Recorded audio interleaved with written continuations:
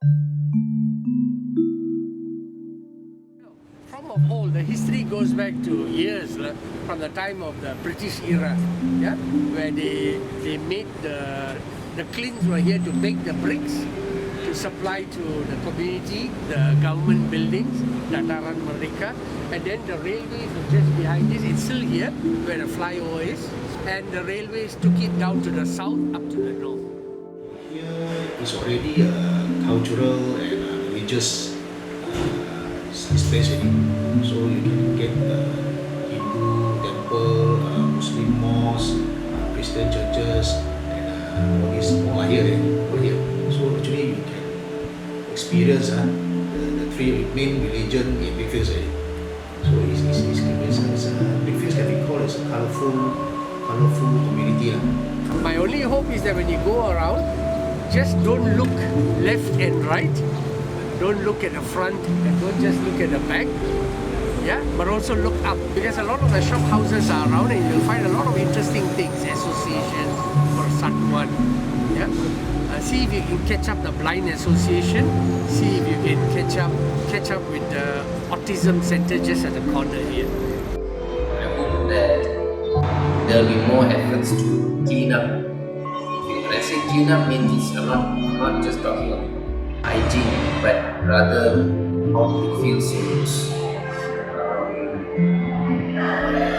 Perhaps it can have more recreational spaces like fields and parks as opposed to just buildings. Because I think what happens is when this place is so packed, traffic is becomes hotter, right? And it's a lot of congestion. And I think overall I feel like the mentality towards caring for space is important. An Indian philosopher and a sage. Yeah, he was like a pioneer in terms of thought and whatnot, in terms of humanity, almost on the ranks of Mahatma Gandhi. Yeah, and so he had travelled wide. So he visited Malaysia, and on the occasion of his visit, they put up the center. It was a hut before.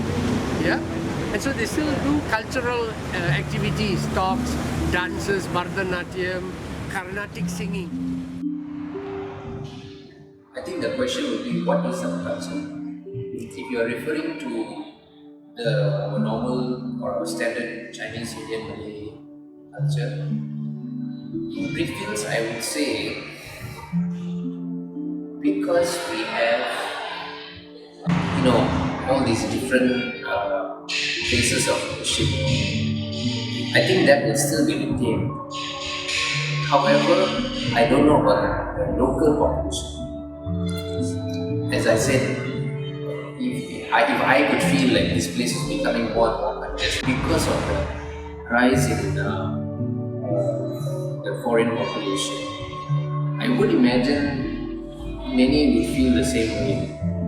I don't know how else to help the situation, because we are sometimes not in control of that.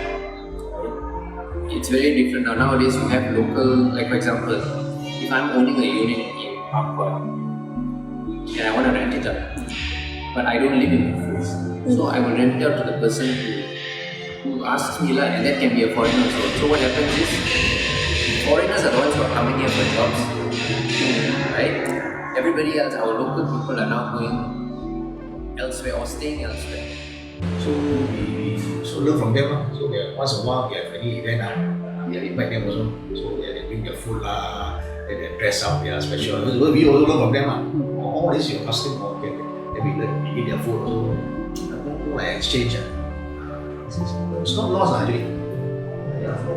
Learning from each other. Since it's my first time visiting here, I've had the opportunity to try banana leaf for the first time, and actually it was my first time using my hands to enjoy the food, and that is how Indians tend to usually eat their food. So it was actually quite tasty, and I would love to try that. It's a bit hard to say, because when I look at Brickfields and even like here for that Pasar Seni, Masjid India, it's populated by foreigners. I don't know how much of our own community will be here for in the long run.